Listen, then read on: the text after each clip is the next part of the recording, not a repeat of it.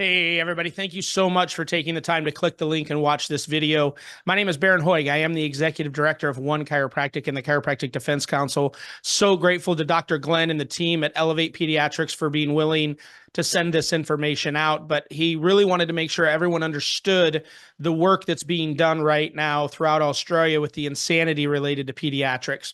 So I don't want to be redundant. If you've watched our other videos, hopefully you catch something maybe a little bit different in this one than some of the other videos, but I'm just going to assume many of you may not have seen any of this and you're watching this for the first time. So I really want to start at the beginning. So obviously we know in 2019, there was a policy that was put in place after a series, a massive media campaign to target chiropractors dealing with children. Started with a video that was posted and it blew way out of proportion. There was tons of pressure that was put on the board as it relates to children and the safety and efficacy of chiropractic adjustments to children. So in 2019, the board, because of the pressure they received, created a policy. Now, this policy, from their perspective, they felt was pretty lenient to chiropractors because it doesn't stop your ability to see children.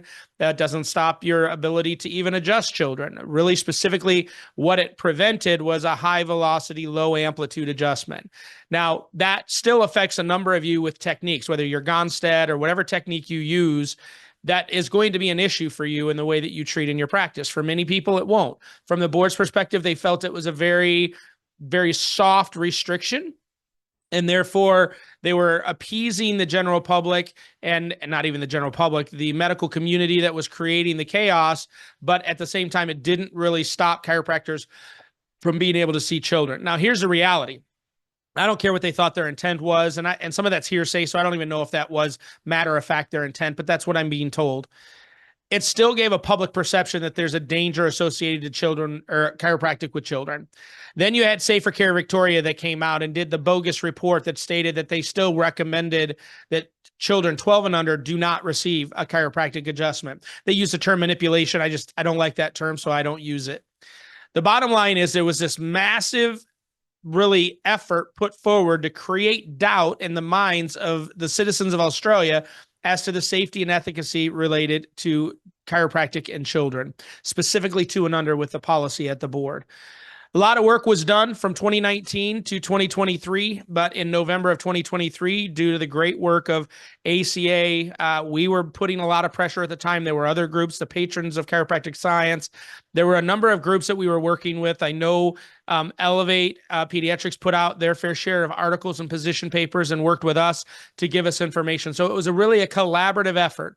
But nonetheless, in November of 2023, that policy was removed. And that was a win. That is something that should have happened. Now, at that time, even though it was removed, we were still doing work with attorneys to look at a restraint of trade case against the government. Our frustration was that policy was created without a shred of evidence. There was not one single malpractice case that was provided. There wasn't one individual case. They did claim one case of a newborn that had fractures to its spine after a chiropractic adjustment, but upon further due diligence within that claim, it was found out that the adjustment had nothing to do with it. The chiropractor was vindicated of that accusation, but the media is still using that garbage today, as we found out a couple weeks ago. But there's not a shred of evidence to support why there would be any assumption that a chiropractic to a child 2 and under would be any danger or any risk. But yet the policy was still there. So we've been doing some due diligence. We've gotten letters from a senior barrister that stated that he did feel we had a case.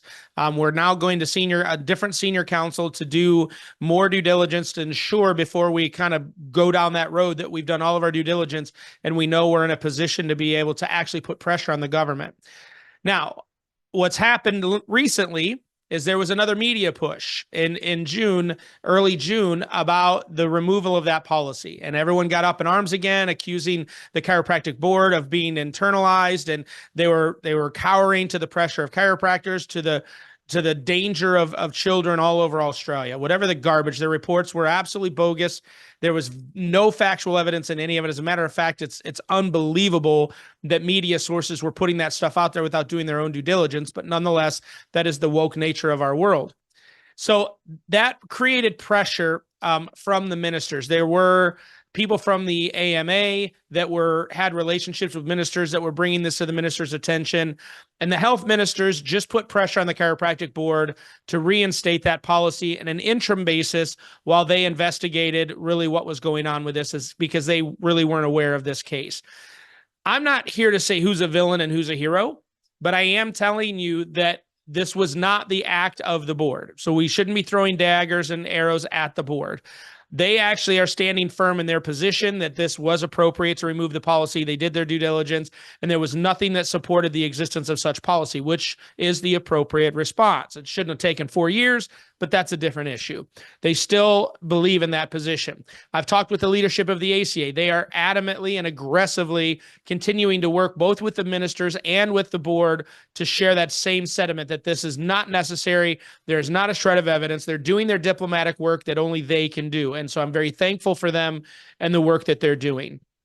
Now, what's happening is currently is the ministers are supposed to be getting a report from the board explaining why the policy was initially instated and why it was removed, and the work that they've done and support the removal of it again. I don't know if that's going to happen or not. I don't know how deep the AMA powers are. I don't know how many of these ministers are in bed in that arena. I have no idea. But in this crazy world, I don't expect anything to happen the way that it should happen. So here's where we're at as the Chiropractic Defense Council. If that policy is removed, which it should be, we are going to go on a massive PR campaign across Australia in conjunction with everyone. I've already talked to the leadership of the ACA. They are on board. I know Dr. Glenn and the team here at Elevate Paediatrics, they are on board. I'm talking to the Pediatric Association. I can't imagine they wouldn't be on board. We have talked to major consulting groups like the Remarkable Practice TRP. They are on board. And we are all going to push very diligently to educate the population of Australia about the safety and efficacy of chiropractic with children, as well as the lies that we're being told, and really expose these idiots that are out there claiming things that are not proven, and really expose those lies and really educate the general public to not be as susceptible to those in the future. This is going to be a massive effort. It's going to cost a lot of money, and it's going to be a lot of coordination, but we're committed to doing it because it's what's necessary to prevent this type of garbage from happening again. Now, if for whatever reason that policy stays intact, if the ministers force the board to keep it intact, we are going to move forward with our legal case. As a matter of fact, this actually puts us in a great position to sue the government because they have no factual evidence to support it. There is a part of me that hopes that the ministers do force that to stay intact because it's really a slam dunk for us at that point, and we've already done a lot of the legwork, so we'll be able to move on that very quickly. So if they remove it, we're doing a media campaign. If they don't remove it, we're taking legal action. Those are the two directions that we're doing with this pediatric case. Now, I know some of you were frustrated with the ACA and the stance. They put out a letter explaining it. Hopefully what I just shared with you explains why they took the position they did, because it is not the board's fault that this is happening. They are being pressured by the ministers. Now, I want you to know that we need everybody organized in Australia. This is not going to stop. We have all this garbage of talk about the new bird flu, if there's going to be another pandemic or some other stupid vaccine they're going to try to shove down everyone's throat. We don't know what's going to happen. We're positioned. Our attorneys are ready if anything like that happens. But what I don't have is I don't have the organization in Australia. So here's my shameless plug. I need you to be connected to us. It's not just the economics. I think it's $33 a month, which converts to about $47 Australian. It's less than one adjustment a month for many of you, depending on what you charge for your adjustment. I'm asking you to do that so that you're under our protection, so that if anything does happen or anyone comes after you, we will defend you at no additional charge. That's the immediate instant gratification you get by being plugged in. But also what it does is it allows us to continue to move forward, hiring the best legal team, hiring the best PR firms, and it takes the pressure off other organizations. We don't have to keep raising money to do these things when we can all be organized and everyone does a little bit. Our goal is 4,000 chiropractors that are both connected to us and connected to the ACA. I don't think you understand how powerful that is. I don't care about your political beliefs. I don't care about the past of the ACA. I can speak for their leadership today and the work that's being done today. and we are going to stay in Australia. I don't believe the ACA is ever going to go in a direction that is going to not benefit chiropractors as long as we're there, making sure that work's being done appropriately. So I need you to trust and have faith in the bigger picture of what happens when we have the majority of chiropractors going in the same direction at the same time, right? That's one of the slogans we have going on right now is 10,000 chiropractors moving in any direction are unstoppable. We saw that with 1,000 chiropractors during the pandemic mandates. We were able to defend. We have over 800 cases that were successful in Australia because we had a group of people moving in the same direction at the same time. It's time for chiropractic to come together, not over a belief system, not over a technique, not over a philosophy, but because it's time to make sure that we're defending against threats and we have opportunities, or we're taking advantage of the opportunities that present themselves.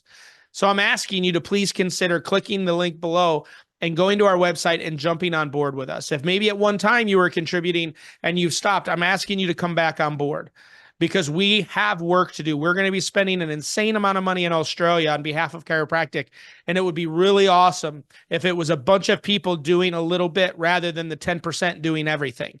So please consider being a part of this, staying connected to us, watching these videos on the regular basis, staying up to date on the work that's being done, and feeling like you're a part of something bigger. So, all right, I don't want to turn this into an infomercial, but I wanted you to be aware of what's going on, the work that's being done. We're going to continue to update you.